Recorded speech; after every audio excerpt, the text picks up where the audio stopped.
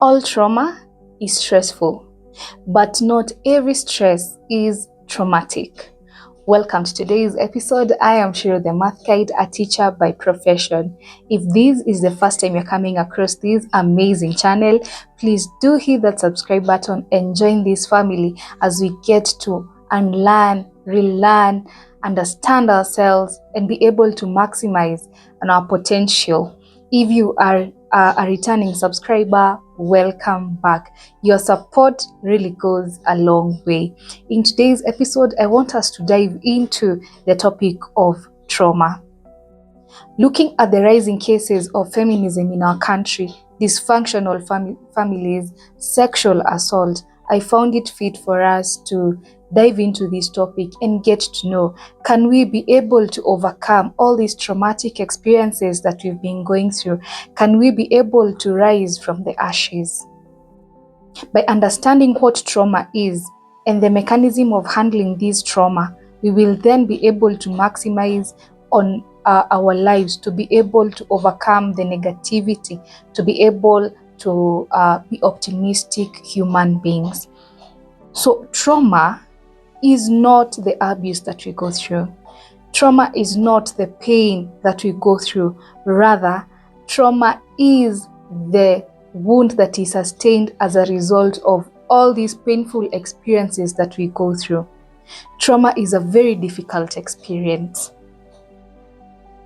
Most of us, if not all of us, can talk of a traumatic experience that has happened in our lives. And as I began by saying, trauma is very stressful, but not every stress is traumatic. And yes, we can be able to rise from the ashes. We can be able to let go of all that taints our heart, but we need to understand that time is not the only thing that will heal the wound. Take an example of a woman who gives birth via C-section. If this woman subjects her body to tough tasks, if she starts carrying very heavy jerry cans, if she starts standing for long, doing very difficult house chores, what will be the result of all this pressure that she's putting into her body? The wound might open up. She might have complications after she does all these injustices to her body. So that is the same thing that happens to us. If we do not learn to heal our trauma, we are going to cause a great injustice to ourselves, which might transcend to even our children. If as a parent you're stressed, then your child absorbs that stress. And then what they develop is a coping mechanism. Because if you're stressed as a parent, sometimes you might find yourself saying very hurtful things to your child. And this child develops a coping mechanism. Then now you find yourself saying, I know if you go back a few years down the line and you have come across that kind of upbringing, you can realize that at some given point in life, you used to feel, if I be the best in my class, if I do the best, I will become, or rather I will gain favor in front of my parents. They might stop punishing me, stop saying hurtful things to me. So in the striving of becoming the best, you shut down your vulnerability. And in so doing, what you develop is a coping mechanism. It will work for some time, but then several years down the line, when you're an adult now, you start saying that I have this problem, I have this mental illness.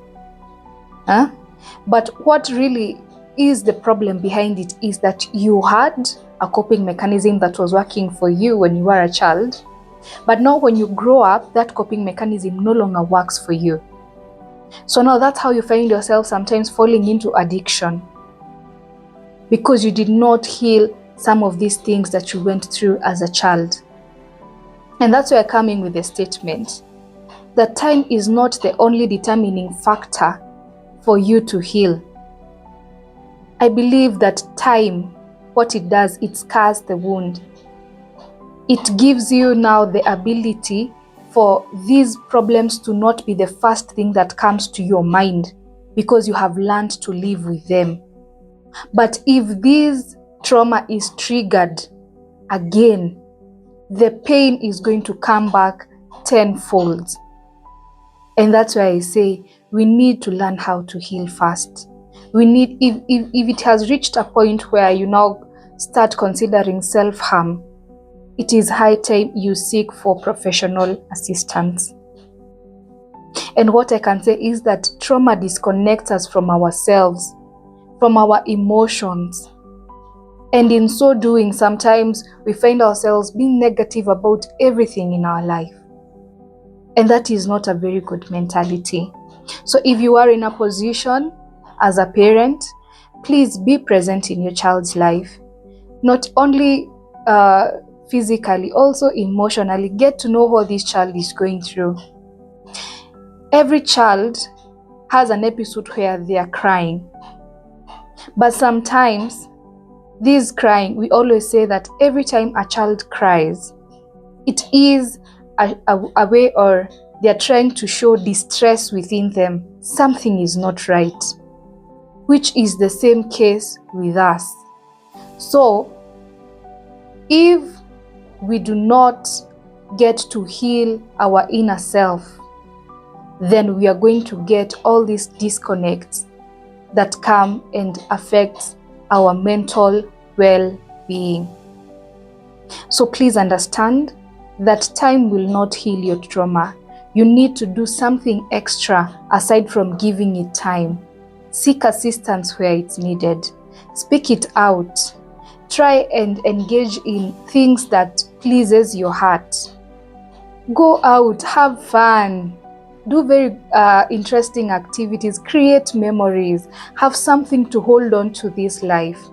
Not only the negativity that life has brought to you, rather not only the negativity that you have experienced in this life. So till the next episode, please do keep tuned, spread love, soul search, get to understand, are you going through these traumatic experiences? Are you having all these challenges? How can you be able to cope with them? If as a parent, are you being present in your child's life?